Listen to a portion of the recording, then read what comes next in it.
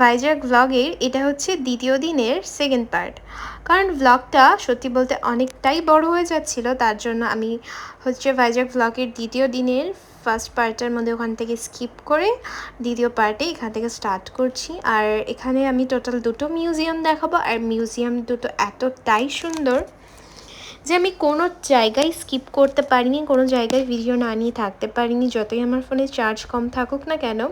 So আমি চাইছি যে পুরোটাই তোমাদেরকে অনেক সুন্দর করে দেখাতে চাই। এটা হচ্ছে প্লেনের মিউজিয়াম, আর মিউজিয়ামে সত্যি বলতে সব কিছু প্রেজেন্ট ছিল। ইভেন কি এয়ারফোর্সে যে প্লেনগুলো রয়েছে সেখানে কি কি ইনস্ট্রুমেন্ট থাকে, কি কি দরকার পড়ে, ইভেন কি সব কিছু এখানে মিউজিয়ামের মতন খুব সুন্দর করে সাজিয়ে রেখেছে, স্টোর করে রেখেছে। আর আমাদের এই প্লেন মিউজিয়ামের টিকিটটা ছিল 200 রুপিস, আর তোমরা চাইলে এখান থেকেই কেটে নিয়ে এখানে ভিজিট করতে আসতে পারো। আর মিউজিয়ামে প্রত্যেকটা ফটো, প্রত্যেকটা জিনিস, আর মিউজিয়ামটার মেইন কথা হচ্ছে প্লেনের মতন থিম করে মিউজিয়ামটা রাখা রয়েছে, এবং কি প্লেনের ভেতরে আমরা ঢুকে প্লেনের সব ইনস্ট্রুমেন্ট দেখতে পারছি। আর যাদের ইন্টারেস্ট খুব বেশি তারা এখানে ভিজিট অবশ্যই করতে পারো।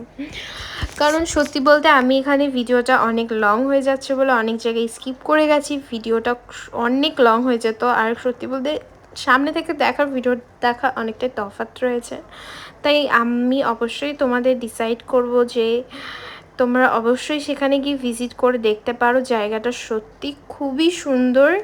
আর এটা ছিল হচ্ছে এয়ারফোর্সের প্লেন, আর প্লেনের মধ্যে সব কিছু রয়েছে। আর প্লেনের মধ্যে মেইন কথা এসি ছিল, যে আমাদের অনেকটাই কষ্ট কম হয়েছে। আর এখান থেকে এসে এটা হচ্ছে মাসাজ থেরাপি আর গেম সেন্টার, এখানে আমি ভিজিট করেছিলাম। এগুলো হচ্ছে পেইড, মানে তোমাকে পে করে এইগুলো গেম খেলতে পারবে, তুমি মাসাজ নিতে পারবে। তারপর ওখান থেকে আমরা বেরিয়ে পড়েছিলাম জাহাজের মিউজিয়ামে। এটাও খুব সুন্দর, জাহাজের মধ্যে জাহাজের মতন অনেকটা এখানে জাহাজের যেসব ইনস্ট্রুমেন্ট দরকার হয়, যেসব বডি পার্ট থাকে, সেগুলো এখানে দেওয়া রয়েছে। আর এখানে ওই শিপের মধ্যে যে কুকিং হয়, কুকিং, তারপরে যা যা দরকার পড়ে সব এখানে রয়েছে। আর মেন আমাদের এখানে তো প্রচুর কষ্ট ছিল, কারণ এখানে এসিটা না নষ্ট ছিল, তার জন্য এই ভেতরে এই রঙের গন্ধ আর বডি পার্টের প্রচুর গন্ধ ছিল জাহাজের। আর তার জন্য আমরা সামনে অনেক তাড়াতাড়ি ভিডিওটাকে এখানে এন্ড করতে পারলেই মনে হচ্ছে কখন এখান থেকে বেরোবো। আর এখানে মেন আমার একটু শ্বাসকষ্টের প্রবলেম রয়েছে, আর এখানে এই যে কিছুই চলছিল না, তো এখানে আমার অনেকটাই কষ্ট ছিল রঙের গন্ধে। আর ইনস্ট্রুমেন্ট তো আমি কিছুই বুঝবো না, তাও যতটা পারি উপভোগ করতে পেরেছি। আর অনেকটাই সুন্দর, মানে এগুলো না কোনোভাবে প্রকাশ করা যায় না যে এতটাই সুন্দর। ওখান থেকে আমরা বেরিয়ে পড়েছিলাম, বেরিয়ে মনে কোনো মতে স্বস্তি পেলাম। বাইরে এত সুন্দর, সমুদ্রের পাশে ভিউ, এত হাওয়া। ওখান থেকে আমরা বেরিয়ে গেছিলাম, বেরোনোর সময়ও এখানে খুব সুন্দর করে, মানে এখানে বলতে পারো সব কিছু কম্পার্টমেন্ট 1, 2 করে কী কী ইনস্ট্রুমেন্ট সব সুন্দর করে সাজানো রয়েছে, যেটা তুমি যদি জানতে চাও, বুঝতে চাও অবশ্যই পারবে, কারণ মিউজিয়ামে সব কিছু স্টোর করা রয়েছে আর খুব সুন্দর করে স্টোর করা রয়েছে। মানে কোনোভাবে এক্সপ্লেন করা যাচ্ছে না, এতটা সুন্দর। আর প্রত্যেকটা কম্পার্টমেন্টে কী কী দরকার, কী পোস্ট সব লিখে দেওয়া রয়েছে, ইংলিশেও লিখে দেওয়া রয়েছে। আর প্রত্যেকটা ওখানে শিপে কী হয়, কী না হয়, সেগুলো একটা পুতুলের থিমের মধ্যে দিয়ে তোমাদেরকে বুঝিয়ে তোলার চেষ্টা করেছে। এই মিউজিয়ামটা সত্যি অনেক সুন্দর, অনেক সুন্দর। কারণ আমি এই দুটো মিউজিয়াম ঘুরে শেষই করতে পারছিলাম না। মিউজিয়াম দুটো এত বড়, আর এত ইনফরমেশন কালেক্ট করে ভর্তি ইনফরমেশন কালেক্ট করা রয়েছে। চলো পরপর তোমরা দেখে নাও যে কী কী এখানে রয়েছে, আর তোমরা বুঝেই নিতে চেষ্টা করতে পারো, কারণ আমি তো একটা ইনস্ট্রুমেন্টও বুঝতে পারিনি। আমি শুধু এই জায়গাটা এসছি, উপভোগ করেছি, আর মনে হচ্ছিলো যে আমি সত্যি একটা জাহাজের মধ্যে রয়েছি।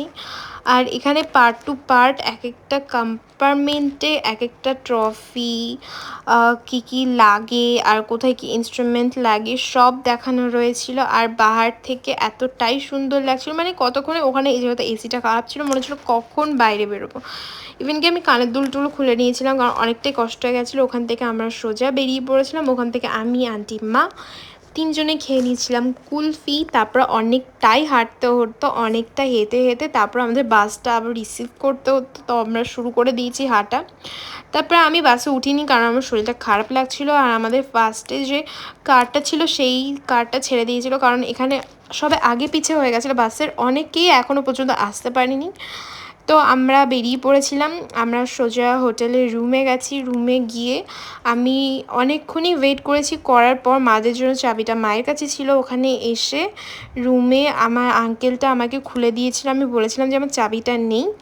সো তারা আমাকে রুমটা খুলে দেয়। তারপরে আমি ফ্রেশ হয়ে ব্রাশ করে তারপরে স্নান করে অনেকটা ফ্রেশ হয়ে তারপরে কোনোভাবে নাইটি পরে রিল্যাক্স হয়ে তারপরে আন্টিরা চলে এসেছিলো। তারপরে এই চাবিটা আমি দিয়ে দিয়েছিলাম ওদেরকে। তারপরে জল ভরে আমরা খেতে চলে এসেছিলাম মুড়ি আর চপ বলতে পারো, কারণ আমরা ঢুকে গেছিলাম ওই 7টা 7:30টার দিকে। তারপর আমি এসে স্নান করে নিয়ে অনেকটাই রিলিফ ফিল করছিলাম, অনেক কষ্ট হয়ে গেছিলো। তারপরে রাতের জন্য খাবার ছিল ডিনারে ভাত, ডাল, পাঁপড় ভাজার সাথে ছিল বেগুনি ভাজা, রুই মাছের তরকারির সাথে রুই মাছ, চাটনি, পাঁপড় দিয়ে আমাদের রাতের ডিনার শেষ হয়ে গেছে। চলো, গুড নাইট।